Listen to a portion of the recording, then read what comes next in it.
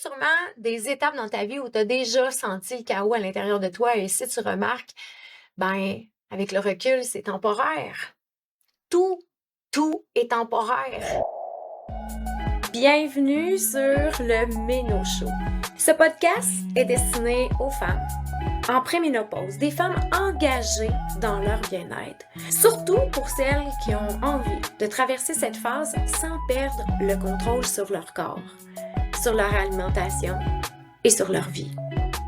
Ici, on va parler de conscience, d'inconscient, de bien-être, d'entraînement, d'alimentation, d'hormones. De tout pour vous, mesdames. Bienvenue sur le show. Bonjour, bienvenue sur le show, bienvenue sur un nouvel épisode du Méno Show. Aujourd'hui, je vous parle du chaos. Si tu es en préménopause, probablement que tu connais ce que ça veut dire, le chaos.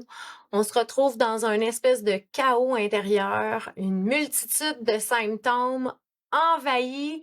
Moi, j'ai déjà qualifié ça d'un véritable tsunami parce que c'est comme si ça nous frappe à un moment où on s'y attend pas non plus. Et on se retrouve dans une espèce de chaos intérieur, comme si on se comprend plus. On se comprend plus. On les veut pas, ces symptômes-là. On veut pas ressentir tout ça. Et ça fait comme une espèce de brouillard mental. Fait qu'aujourd'hui, je vais venir vous parler un petit peu plus en profondeur de ce chaos-là.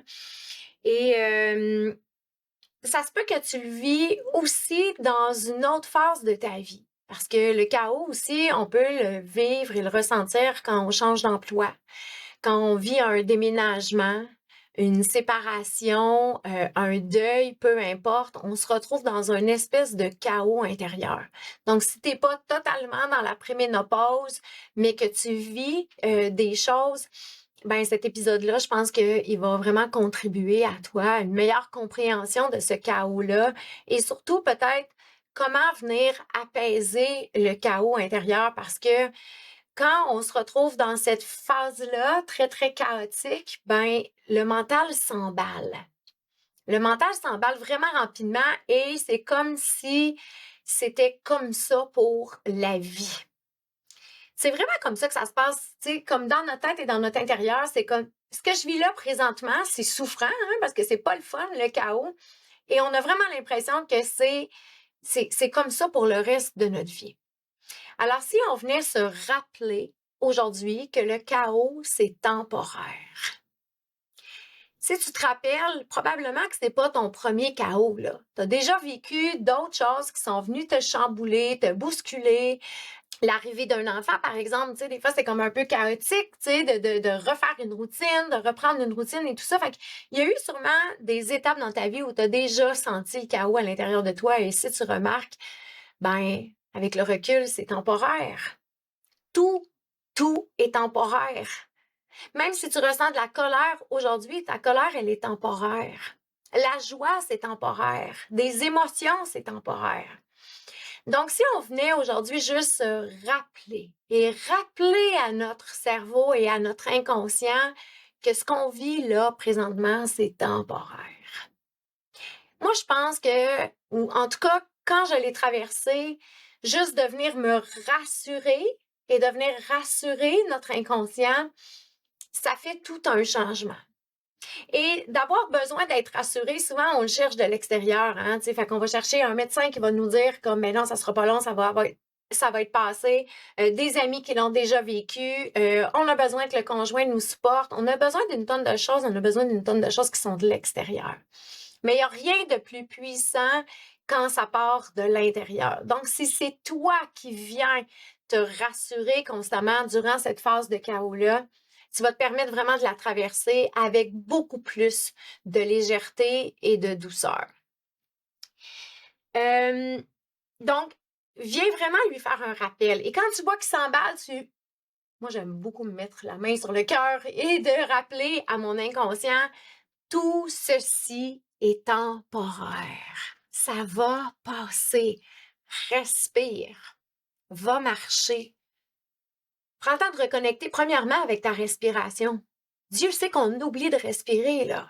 Et surtout quand c'est le chaos, puis quand on a le mental qui s'emballe, on oublie vraiment. Fait que, tu sais, juste de revenir reconnecter avec La respiration.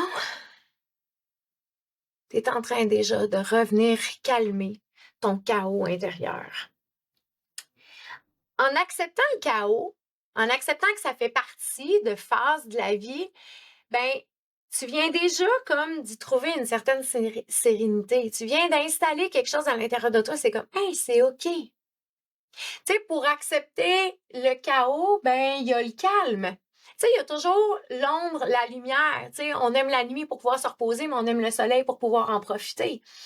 On aime la visite parce que c'est donc bien le fun d'avoir de la visite, mais on aime le calme après la visite parce que, tu sais, la visite, des fois, c'est quand même un chaos, tu sais.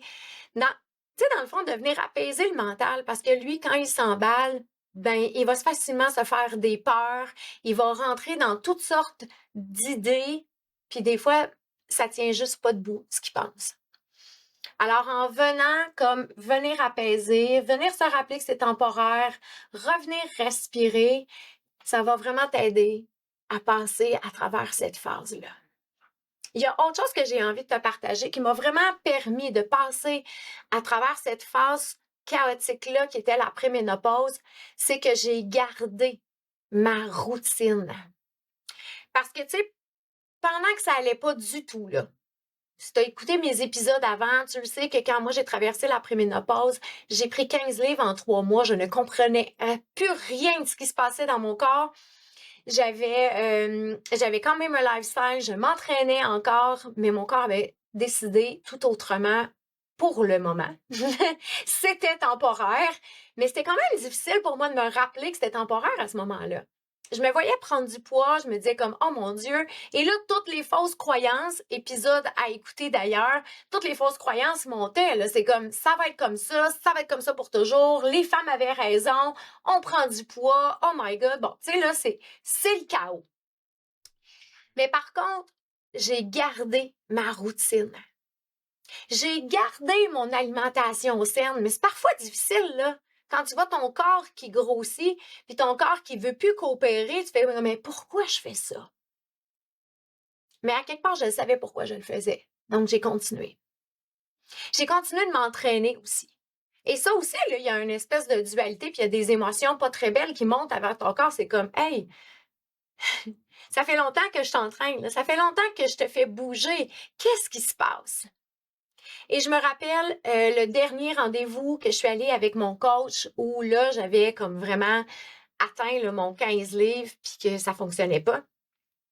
J'étais sortie de là puis j'avais pleuré toute la journée. C'est comme constatation à quel point mon corps, il n'y avait plus rien qui marchait. Et ben, j'étais restée dans ces émotions-là un peu toute la journée. Et le samedi matin, moi, j'aime beaucoup aller courir. Et je me suis levée puis je suis allée courir pareil. Et je me rappelle très bien que je courais. Je pleurais. Puis je me disais, en tout cas, Claudine, t'es pas une lâcheuse.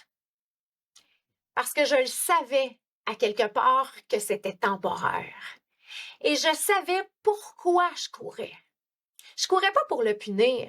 Je courais pas parce que je lui en voulais ou bien que je l'avais bourré la veille. Je courais parce que ça me faisait du bien. Même si je courais en pleurant, ça me faisait du bien pareil. Donc, j'ai continué de maintenir cette routine-là. J'ai continué de bien manger, pas parce que j'avais envie de lui donner n'importe quoi parce qu'il coopérait pas. J'ai continué de bien manger parce que je savais que c'était bon pour lui. Donc, c'est comme si, en continuant de faire ce que j'avais instauré et ce que j'avais toujours fait, j'y ai envoyé un signal que je croyais en lui aussi. Donc, à travers le chaos, c'est de pas embarquer dans toutes les peurs et toutes les craintes, mais de continuer à faire ce que tu fais déjà pour te permettre de passer à travers ce chaos-là. Et je me suis gardé une routine du soir aussi. Donc, ces 3 éléments-là ont vraiment permis qu'à un moment donné, ben là, mon corps s'est mis à coopérer et aussi, ben vous savez, tu sais, moi, j'ai fait vraiment un travail intérieur. C'est comme, qu'est-ce qui se passe? Qu'est-ce que mon corps a besoin de libérer et tout ça? C'est pour ça que j'accompagne les femmes maintenant dans cette optique-là parce que à plus de 80%, ça se passe à l'intérieur de nous. Donc, d'arrêter de juste essayer de trouver une petite pilule, une petite granule, puis un nouveau régime parfait pour nous, mais de regarder plutôt comme qu'est-ce que mon corps a envie avec ceci.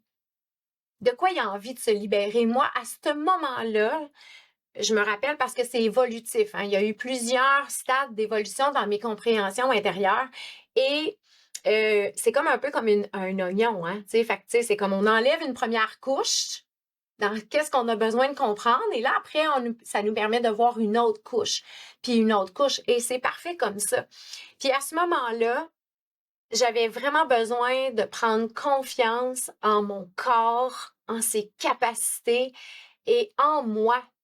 Ça faisait longtemps que j'avais donné mon corps à la science, dans le fond, à des coachs et tout ça. Donc là, j'ai été plus d'1 an à être tout seul, à prendre confiance, à regarder plutôt qu'est-ce qui se passait à l'intérieur de moi. Et ça a été beau. Puis après ça, je suis allée dans la liberté, autre chose que je vous ai déjà partagé et tout ça. Fait que c'est des stades de nettoyage intérieur. Mais en même temps, c'est fabuleux. C'est fabuleux d'entrer dans cette compréhension-là parce qu'une fois que c'est compris, que c'est nettoyé, c'est épuré, ça ne revient plus.